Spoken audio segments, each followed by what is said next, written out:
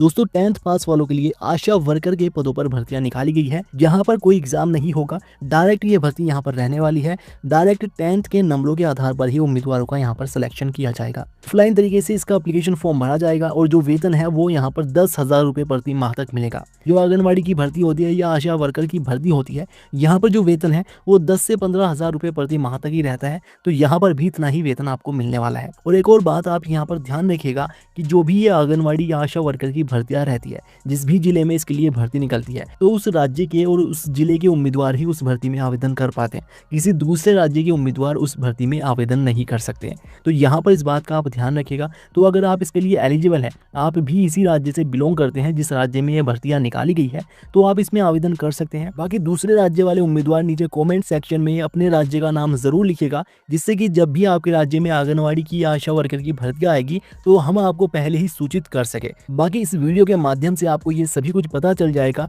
कि आखिर आशा वर्कर की भर्ती किस तरह से कराई जाती है। अब दोस्तों आंध्र प्रदेश में ये भर्ती चल रही है और आंध्र प्रदेश के अंदर अलग अलग डिवीजन में ये भर्तियां निकाली गई है। नंदयाल, आत्माकोर और धोने, इन 3 डिवीजन में ही आशा वर्कर की यहाँ पर ये भर्ती निकाली गई है। अब इसके लिए ऑफलाइन तरीके से एप्लीकेशन फॉर्म भरना होगा, जिसके लिए 28 जून से एप्लीकेशन फॉर्म भरे जाने शुरू हो चुके हैं और 2 जुलाई इसके लिए आखिरी तारीख रखी गई है। अब यहाँ पर दोस्तों सभी 10th पास उम्मीदवार आवेदन कर सकते हैं और 10,000 रुपये प्रति माह तक का यहाँ पर वेतन मिलेगा। जो आयु सीमा है वो 25 से 45 साल के बीच में रखी गई है। और यहाँ पर भी जो ओबीसी कैटेगरी से उम्मीदवार आएंगे उन्हें अधिकतम आयु सीमा में 3 साल की, और जो SC ST कैटेगरी से उम्मीदवार आएंगे उन्हें अधिकतम आयु सीमा में 5 साल की छूट भी मिल जाएगी। अब दोस्तों यहाँ पर जो सिलेक्शन प्रोसेस रहेगा उसमें 10th के नंबरों के आधार पर ही मेरिट लिस्ट तैयार की जाएगी और उम्मीदवारों का सिलेक्शन किया जाएगा।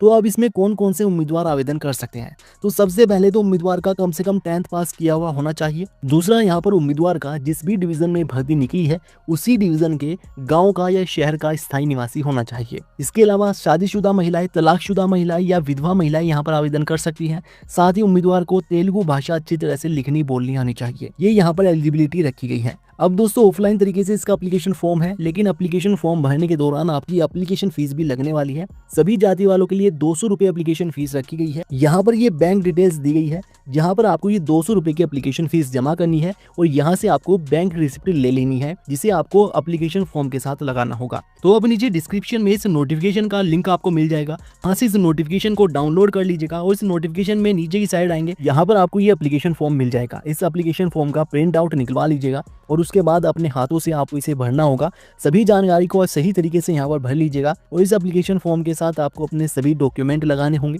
जिसमें 10th की मार्कशीट, बाकी 12th ग्रेजुएशन कर रखी है उसकी मार्कशीट भी आप इसके साथ लगा दीजिएगा। आधार कार्ड, जाति प्रमाण पत्र, निवास प्रमाण पत्र और साथ ही बैंक रिसिप्ट, ये सभी डॉक्यूमेंट इस एप्लीकेशन फॉर्म के साथ लगाकर अपने पास के सरकारी अस्पताल में जाकर वहां पर मेडिकल ऑफिसर के यहाँ पर आपको ये एप्लीकेशन फॉर्म जमा करना होगा। इस तरह से ये पूरी प्रक्रिया रहेगी और ध्यान रखिएगा 2 जुलाई से पहले आप ये एप्लीकेशन फॉर्म जमा कर दीजिएगा, तभी आप इसके लिए एलिजिबल माने जाएंगे। उसके बाद 10th के नंबरों के आधार पर ही उम्मीदवारों का यहाँ पर सिलेक्शन किया जाएगा।